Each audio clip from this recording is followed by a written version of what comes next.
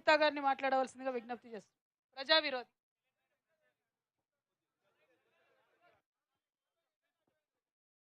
జై తెలంగాణ. అందరికీ నమస్కారం.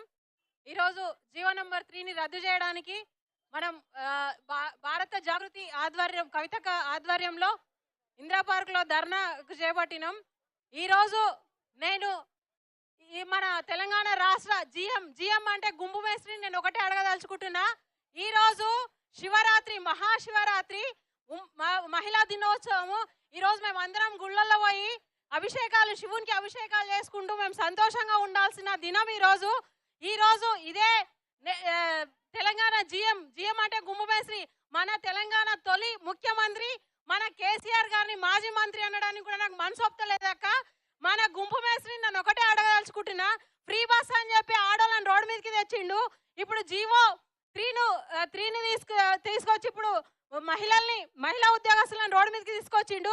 ఈరోజు మహిళా దినోత్సవం పండగ అని కాకుండా నువ్వు కాంగ్రెస్ గవర్నమెంట్ వచ్చి 100 రోజులు కాకముందు మహిళల్ని రోడ్ల మీదకి తీసుకొస్తున్నావు. ఈరోజు పండుగ చేసుకోకుండా రోడ్డు మీద ఏ రోజైతే ప్రజలు రోడ్డు మీదకి వస్తుర్రో అప్పుడు అర్థం చేసుకోవాలంటే మనకి పాలన కరెక్ట్ లేకపోతేనే కదా మనం రోడ్డు మీద వచ్చి కూర్చోవాల్సింది. అందుకే నేను ఈ సభాముఖంగా నేను ఒకటే అడుగుతున్నా గుంపు మేస్త్రిని, మీరు ఏదైనా పాలన చేయదలుచుకుంటే స్వచ్ఛందంగా నిజాలు చెప్పి చేయండి. అరకొర హామీలు ఇచ్చి అమలు చేయాలని హామీలు ఇచ్చి ప్రజలను మభ్యపెట్టకండి.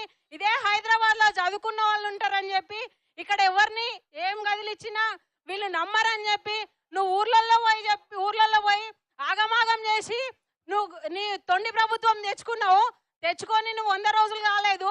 నువ్వు ఎందుకు అబద్ధాలు అంటున్నావు? ఇదే మహబూబ్నగర్ మీటింగ్ లో బిడ్డ కేసీఆర్ అని చెప్పి పూనకం వచ్చినట్టు ఊగుతున్నావు. బిడ్డ రేవంత్ రెడ్డి, మేము కూడా ఆడోళ్ళం, పూనకాలు వస్తే వేప మండలు పట్టుకొని మీకంటే ఎక్కువ ఊగుతాము. నువ్వేమనుకుంటున్నావు? అసలు బిడ్డ కేసీఆర్ అని అంత మునగాడు అయిపోయినావా నీవు? ఈరోజు నువ్వు కేసీఆర్ ప్రభుత్వంలో మేము ఆత్మగౌరవంగా బతికినాం.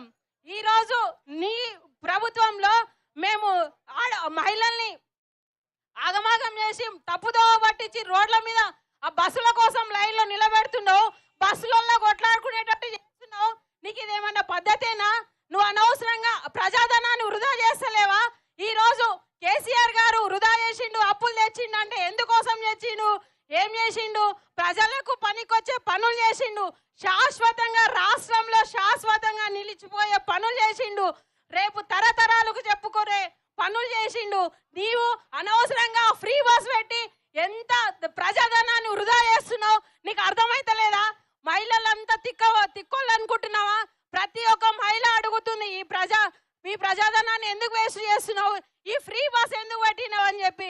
ఏదో కొంతమంది తెలియక బస్సులలో ఎక్కి కొట్లాడుతుంటే నువ్వు తమాషా చూస్తున్నావు. ఇదేనా నీ ప్రభుత్వం? ఇదేనా నీ కాంగ్రెస్ ప్రభుత్వం? అంటే ఢిల్లీలో పోతావు. మేము ఢిల్లీలో గల్లీలో కూడా ఉంటాం, ఢిల్లీలో కూడా ఉంటాం. ఇదే కవితక్క చట్టసభల్లో మహిళలకు రిజర్వేషన్లు కావాలని ధర్నా చేసే స్వచ్ఛందంగా మేము మహిళలం ఢిల్లీలో పోయి ధర్నాలో కూర్చొని మేము మహిళా బిల్లు పాస్ చేయించుకున్నాం. అక్క నీకు ధన్యవాదాలు. ఇదే ఇందిరా పార్క్ లో మేము ఈ జీవో 3ని రద్దు చేయడానికి మేము ధర్నాలో పాల్గొన్నాం. దీన్ని కూడా మేము విజయవంతం చేస్తాం. కవితక్క చేసే ప్రతి ధర్నా విజయవంతం అవుతుంది. నువ్వు ఎక్కువ రోజులు ఉండవు, గుర్తుపెట్టుకో. నువ్వు మహిళలతో పెట్టుకున్నావు. పండుగ పూటల్లో పూజలు చేసుకోకుండా మహిళా దినోత్సవం రోజు ఇంట్లో గడపకుండా వచ్చి ఈ రోజు రోడ్డు మీద ధర్నాలో కూర్చున్నావంటే అర్థం చేసుకో. నువ్వు ఊగిపోయి బిడ్డ కేసీఆర్, బిడ్డ కేటీఆర్ అనడం కాదు. బిడ్డ జిఎం, నిన్ను మేము సీఎం అని ఒప్పుకుంటలేం. మా తెలంగాణ తొలి ముఖ్యమంత్రి మా కేసీఆరే, మా ముఖ్యమంత్రి. రాబోయే దినాలలో కూడా మా బీఆర్ఎస్ ప్రభుత్వం వస్తుంది. ఎన్నో రోజులు నువ్వు ఉండేది లేదు. నువ్వు ఆగమాగం కాకు. నువ్వు డిప్రెషన్ లో కూడా ఎక్కువ మాట్లాడుతున్నావు. ఇదే మహబూబ్నగర్ సభలో నేను చూస్తున్నా. ఎందుకంత నువ్వు ఎమోషన్ అవుతున్నావు? నువ్వు సీఎం అయిన తర్వాత ఒక్క రోజు కూడా సీఎం లేక మాట్లాడలేదు. నువ్వు సీఎం మాట్లాడే తరక్కి నీతో లేదు. నీకు సీఎం అయ్యే అర్హతే లేదు. ఏదో ఆ ఊర్లలో విలేజ్ లో మా ఎమ్మెల్యే పనులు బాగా చేస్తలేడు, మేము మా ఎమ్మెల్యే నోడగొట్టుకోవాలనే ఉద్దేశంతో తెలియక వాళ్ళు ఓట్లు వేసారు. కానీ గవర్నమెంట్ కూలిపోతుందని వాళ్ళకి తెలియదు. చాలా మంది బాధపడుతున్నారు. మేము ఇప్పుడు తిరుగుతుంటాం, మీటింగ్లలో తిరుగుతుంటాం. అయ్యో బిడ్డ మేము కేసీఆర్ పోతాడు అనుకోలే, మా ఎమ్మెల్యే పనులు సరిగా చేయలేదని చెప్పి మా ఎమ్మెల్యేకి వేయొద్దు అనుకున్నాం. నువ్వు ఏదో మార్పు మార్పు అంటున్నా అనుకున్నాం, కానీ ఇదే మార్పు బిడ్డ. మా రైతులకు రైతు బంధు వేస్తలేడు, నీళ్లు లేవు. కాళేశ్వరంలో ఏదో ఒకటి రెండు పిల్లర్లు గుంగిపోతే దాన్ని బహానాగా చూపించుకొని రైతులకు నీళ్లు ఇస్తలేడు. ఈరోజు రైతులకు రైతు బంధు ఇస్తలేడు, రైతు బీమా ఇస్తలేడు. ఇదే కేసీఆర్ ప్రభుత్వంలో ఎన్ని మంచి మంచి అభివృద్ధి ఫలాలు పొందిర్రో అందరికీ తెలుసు. ఎందుకంటే ఎవరు అడగలే.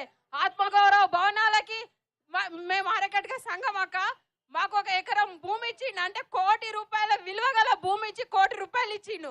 అంటే తెలంగాణ రాష్ట్ర ప్రజలంతా, నేను ఒక్కరిని ఆత్మగౌరవంగా బతకడం కాదు, నేను తెలంగాణ రాష్ట్రాన్ని సాధించిన నా తెలంగాణ రాష్ట్ర ప్రజలంతా ఆత్మగౌరవంగా బతకాలని ప్రతి ఒక్క సంక్షేమ పథకం అడగక ముందే ఈరోజు ఒక రైతు చనిపోతే అప్పుండే 10 సార్లు అటు ఇటు తిరిగి ఉన్నోళ్ళు చాలా బాధపడేవాళ్ళు.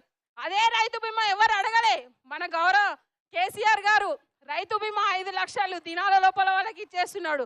ఏది ఇప్పుడు మనం కళ్యాణ లక్ష్మి అడగలే. కళ్యాణ లక్ష్మి అక్క మా ఇంట్లో పనిచేసే 3 ఆడపిల్లలు, ఆమె అంటుంది 1 లక్ష అప్పు తెచ్చుకున్నాము అని అంటే కేసీఆర్ ప్రభుత్వం ఇస్తుంది అనే ధైర్యంతో మేము అప్పు తెచ్చుకుంటున్నాం అంటున్నాం. ఇలాంటి కోకొల్లలు మా తెలంగాణ బీఆర్ఎస్ ప్రభుత్వంలో అభివృద్ధి పథకాలు ఎన్ని ఉన్నాయో మా తెలంగాణ తొలి ముఖ్యమంత్రి, నేను ఇంకోసారి అంటున్నా, మీరు ఎవ్వరు మాజీ ముఖ్యమంత్రి అనొద్దు. మాజీ ముఖ్యమంత్రి అనడానికి కూడా మనకు మనసు ఒప్పదు. ఎందుకంటే అంత అభివృద్ధి చేసిండు కాబట్టి చరిత్రలో నిలిచిపోయే విధంగా మనకు పనులు చేసిండు కాబట్టి మనము మన తెలంగాణ తొలి ముఖ్యమంత్రిగానే మనం ప్రసంగించాలి.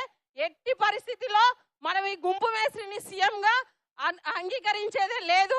ఎన్నో రోజులు ఉండదు ఈ ప్రభుత్వం. ఎందుకంటే ఆడోళ్ళ గోస తగులుతుంది. ఆడోళ్ళని రోడ్డు మీదకి తీసుకొచ్చిండు, బస్సు ఫ్రీ అని ఆడోళ్ళని రోడ్డు మీదకి తెచ్చిండు.